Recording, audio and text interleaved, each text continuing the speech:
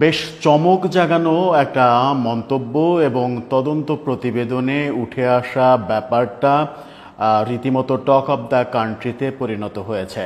আন্তর্জাতিক অপরাধ ট্রাইব্যুনালের চিফ প্রসিকিউটর তাজুল ইসলাম জানিয়েছেন, জুলাই আগস্টের যে গণ অভ্যুত্থান হয়েছে সেখানে কোনো গণহত্যার ঘটনা ঘটেনি।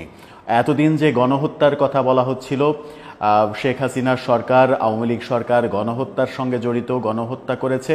এবার আন্তর্জাতিক অপরাধ ট্রাইব্যুনালের চিফ প্রসিকিউটর নিজেই বললেন যে সেই আন্দোলনে গণহত্যার কোনো ঘটনা ঘটেনি। হঠাৎ করে চিফ প্রসিকিউটরের ইউটার্ন কেন, তদন্ত প্রতিবেদনেই বা ইউটার্ন কেন, সেই আলোচনাই করবে এই ভিডিওতে। থাকবেন পলিটিক্স টিভির নিয়মিত আয়োজনে।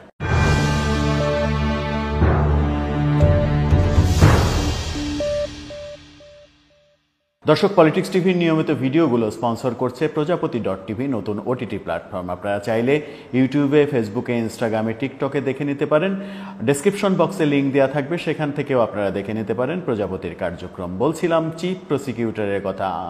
আন্তর্জাতিক মানবতাবিরোধী অপরাধের যে আদালত, সেই আদালতে যে বিচার কার্য চলছে শেখ হাসিনার সরকারের বিভিন্ন ব্যক্তির কর্মকাণ্ডের, সেই বিচারে শেখ হাসিনার বিরুদ্ধে তদন্ত প্রতিবেদন জমা দেয়া হয়েছে। সেই তদন্ত প্রতিবেদনের প্রেক্ষাপটে চিফ প্রসিকিউটর তাজুল ইসলাম মন্তব্য করেছেন, যেটা আজকে সব পত্রিকায় হেডিং হয়েছে। সেই মন্তব্যটাকে কেন্দ্র করে তিনি মন্তব্য করেছেন, জুলাই আগস্ট যে অভ্যুত্থান, গণ অভ্যুত্থান, সেই গণ অভ্যুত্থানে গণহত্যার কোনো ঘটনা ঘটেনি। অর্থাৎ শেখ হাসিনা গণহত্যার মতো কোনো অপরাধ করেননি। কেন তিনি বললেন? তিনি বললেন যে গুলি করে হত্যাসহ সহিংসতায় সহস্রাধিক মানুষের মৃত্যুর ঘটনা গণহত্যার সংজ্ঞার মধ্যে পড়ে না। এটা গণহত্যার সংজ্ঞার মধ্যে পড়ে না। জুলাই আগস্টের আন্দোলনে মানবতাবিরোধী অপরাধের অভিযোগে মামলায় শেখ হাসিনার বিরুদ্ধে 5টি অভিযোগ এনেছে আন্তর্জাতিক অপরাধ ট্রাইব্যুনালের তদন্ত সংস্থা, যার মধ্যে গণহত্যা ব্যাপারটা নেই।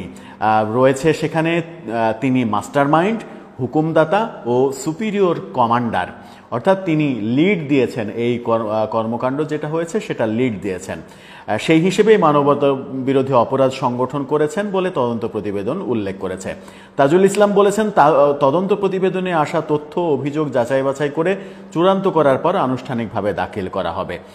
তবে জুলাই আগস্টে সংগঠিত মানবতা বিরোধী অপরাধের অভিযোগে গণহত্যার কোনো অভিযোগ আনা হয়নি বলে তিনি বলেছেন। সাংবাদিকদের প্রশ্নের উত্তরে তিনি বলেছেন, গণহত্যার কোনো চার্জ বা অভিযোগ নেই, এখানে গণহত্যা ঘটেনি।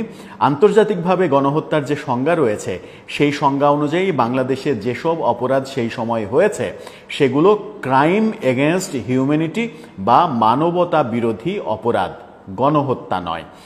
বাংলাদেশে যে ধরনের অপরাধ হয়েছে সেটি মাস কিলিং বা ম্যাসাকার হয়েছে, কিন্তু জেনোসাইড হয়নি। এখানেই মূল আলোচনা, যে গণহত্যা বলা হচ্ছিল এবং ৭১-এ মহান মুক্তিযুদ্ধে পাকিস্তানি বাহিনী যে গণহত্যা চালিয়েছিল সেটার সঙ্গে তুলনাও করা হচ্ছিল। তুলনা করে এক ধরনের ৭১ বিদ্বেষ অনেকের মুখ থেকে আমরা শুনতে পাচ্ছিলাম। তারই ধারাবাহিকতায় আমরা আওয়ামী লীগের নিষিদ্ধের দাবিতে শাহবাগে যে আন্দোলন হলো, সেখানে আমরা জাতীয় সঙ্গীতকে অবমাননা করতে দেখলাম। জাতীয় সঙ্গীত গাওয়া অবস্থায় একটা বড় সংখ্যক লেবাসধারী তরুণ, তারা জাতীয় সঙ্গীত গাওয়া যাবে না, এটা বন্ধ করতে হবে, এই ফতোয়া দিল। এবং তারপরে আমরা দেখলাম যে ঢাকা বিশ্ববিদ্যালয়ে উত্তাল হলো জাতীয় সঙ্গীতের অবমাননার বিরুদ্ধে, এবং সেখানে রাজাকারদের নাম ধরে স্লোগান দেয়া হলো। সেই স্লোগানে এনসিপি সহ সবাই বিব্রত হলো। এই ঘটনাগুলো এতদিন পর্যন্ত বলা হচ্ছিল যে ৭১-এ যে গণহত্যা হয়েছে তার চাইতেও বড় গণহত্যা চালিয়েছে শেখ হাসিনার সরকার, শেখ হাসিনা। এখন চিফ প্রসিকিউটর বলছেন যে এখানে গণহত্যার কোনো ঘটনা ঘটেনি। আদতে সত্য কোনটা? তিনি দল হিসেবে আওয়ামী লীগের নিষিদ্ধের ব্যাপারে বলেছেন, সবে তো আইন সংশোধন হলো মাত্র গতকালকে, এখনও আমাদের হাতে আসেনি। এরপরে যদি সংশোধিত আইন আসে, তখন যদি মনে হয় যে এটার আবার পুনঃতদন্ত যাওয়া উচিত, তাহলে আমরা দলের বিরুদ্ধে আবার তদন্তের ব্যবস্থা করব। এই হচ্ছে আন্তর্জাতিক অপরাধ ট্রাইব্যুনালের আপগ্রেড।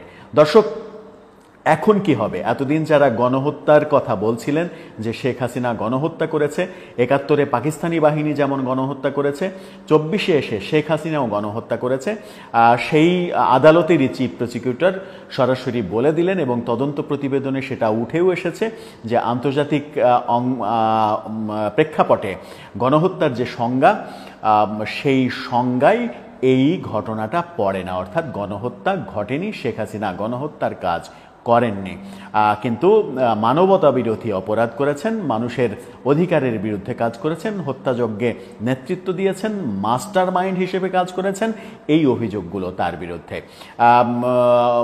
বিচারের গতি প্রকৃতি তাহলে কোন দিকে যাচ্ছে, কি হবে, কি আছে শেখ হাসিনার ভাগ্যে বিচার? গণহত্যার যে আন্তর্জাতিকভাবে স্বীকৃত যে সংজ্ঞা আছে, সেই সংজ্ঞার মধ্যে বাংলাদেশে যেগুলো অপরাধ হয়েছে এটা গণহত্যার অপরাধ নয় বলে প্রচলিত ভাষায়, আমরা বাংলাদেশের প্রচলিত ভাষায় যদি একসাথে বেশি মানুষ মারা যায় তাহলে আমরা বলি যে গণহত্যা হয়েছে, একসাথে অনেক মানুষ মারা গেছে, এটাকে মাস কিলিং অথবা ম্যাসাকার বলতে পারে।